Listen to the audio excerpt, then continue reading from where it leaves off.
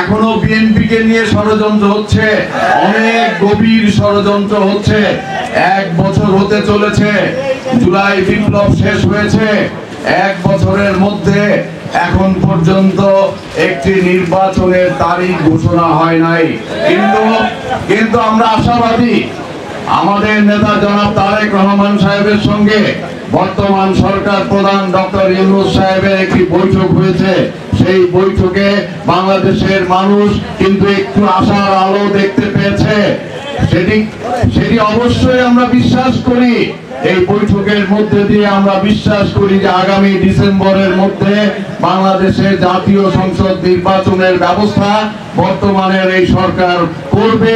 আর সেই কারণেই আমাদের কি করতে হবে, এই নির্বাচনের পরীক্ষায় আমাদের উত্তীর্ণ হতে হলে আমাদেরকে ধৈর্য, সহনশীল এবং জনমুখী কর্মসূচি নিয়ে মানুষের পাশে থেকে মানুষের মন জয় করে মানুষকে আমাদের পক্ষে এনে তারপরে ভোট কেন্দ্রে নিয়ে গিয়ে তাদেরকে ধানের শীষে ভোট দেওয়ার জন্য উদ্বুদ্ধ করে আমাদের এই বিজয় ছিনিয়ে আনতে হবে। সুতরাং সামান্য একটু লোভ লালসায় পড়ে কিংবা ধৈর্যের চ্যুতি ঘটিয়ে আমরা যেন এমন কোন কাজ না করি যে আগামী নির্বাচনে যে সিদ্ধান্ত বা যে কর্মকাণ্ড বিএনপির বিরুদ্ধে যায় এমন কোন কর্মকাণ্ড থেকে যেন আমরা বিরত থাকি। কারণ গত 15 বছর ফ্যাসিবাদের দুঃশাসনে পড়ে এই বাংলাদেশ ক্ষতবিক্ষত হয়েছে।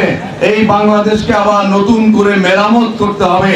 আর এই মেরামতের দায়িত্ব নেবে আমরা যারা পুরনো রয়েছি, আমাদের অভিজ্ঞতা, আর যারা নতুন সদস্য হয়ে বাংলাদেশ জাতীয়তাবাদী দলে যোগদান করবে, তাদের মেধা, তাদের চিন্তা চেতনা, তাদের আধুনিক জ্ঞান, শিক্ষা, বিদ্যা আমরা কাজে লাগিয়ে এই বিএনপিকে যেমন শক্তিশালী করব, তাদেরকে কাজে লাগিয়ে আমরা বাংলাদেশকে আবার নতুন করে গড়ে তুলব। সুতরাং এই দলে অসংখ্য গুণগ্রাহী রয়েছে, এই দলের অসংখ্য শুভাকাঙ্ক্ষী রয়েছে, এই দলে অসংখ্য ভোটার রয়েছে।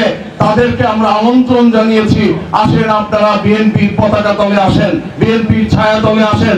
আপনারা বিএনপির সদস্য সংগ্রহ হয়ে আপনারা গর্বিত একজন সদস্য হন। কারণ বাংলাদেশ জাতীয়তাবাদী দল যতদিন রাষ্ট্র ক্ষমতায় এসেছে ততদিন জনগণের মানুষের ভাগ্য উন্নয়নে কাজ করেছে। আপনারা দেখেছেন শহীদ রাষ্ট্রপতি জিয়াউর রহমানের সময় বাংলাদেশ খাদ্যে স্বয়ংসম্পূর্ণ হয়েছে। এরপরে তিনবার আমাদের নেত্রী দেশনেত্রী বেগম খালেদা জিয়া রাষ্ট্র ক্ষমতায় এসেছে। এই বাংলাদেশকে তিনি একটি আধুনিক বাংলাদেশে, একটি স্বয়ংসম্পূর্ণ বাংলাদেশে পরিণত করেছিলেন। কিন্তু গত 15 বছর আমরা দেখেছি এই বাংলাদেশকে আবারও তলাবিহীন ঝুড়িতে পরিণত করা হয়েছে।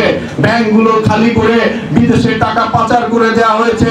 জনগণকে জিম্মি করে, জনগণকে 20 টাকার আলু 100 টাকায় খাইয়ে এই 80 টাকা শেখ হাসিনা তার সাঙ্গ পাঙ্গ নিয়ে তাদের পকেটে ঢুকিয়ে এই টাকা বিদেশে করেছে।